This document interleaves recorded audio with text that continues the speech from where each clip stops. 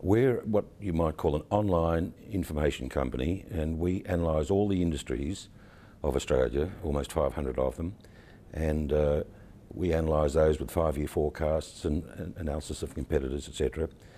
And we also do that in China, and we also do that in the United States and Indonesia. How do you see the future for Australian and Chinese relationships?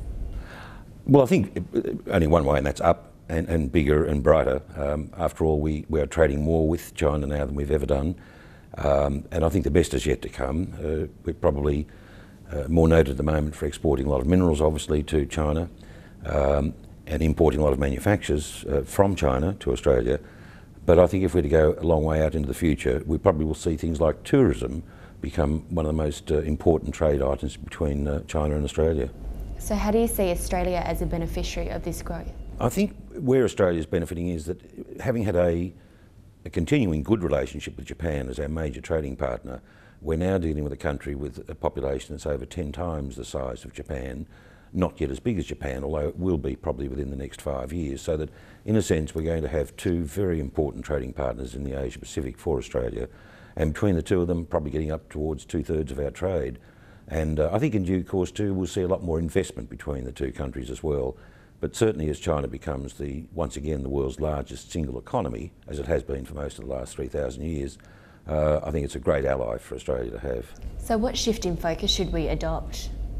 Well, my own company is probably a good example of that we've now been in China for almost a year, and we would value what we call the strategic alliance or the relationship, not just the legals, if I can put it that way, when it comes to our relationship, so that indeed I think it is that relationship.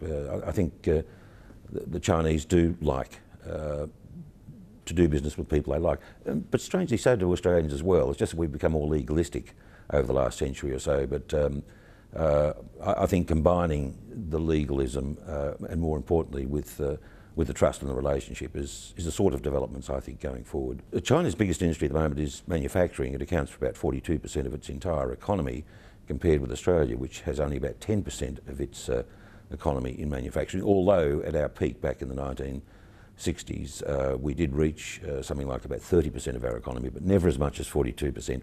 I would think manufacturing will stay the largest industry in China, probably for at least another 30, maybe 35 years before it's perhaps overtaken, as it is in Australia, by industries such as business services and property. But I think that's a long way before that will happen in China. It's going too strongly in manufacturing, I think, for that to change very quickly. Is it all good news? I do, but I think you never take these for granted. I think relationships, like a husband and wife, you've got to work at it all the time. And I think the minute you do start taking things for granted is when you start to get into strife. And I think you just, as I say, you never take it for granted.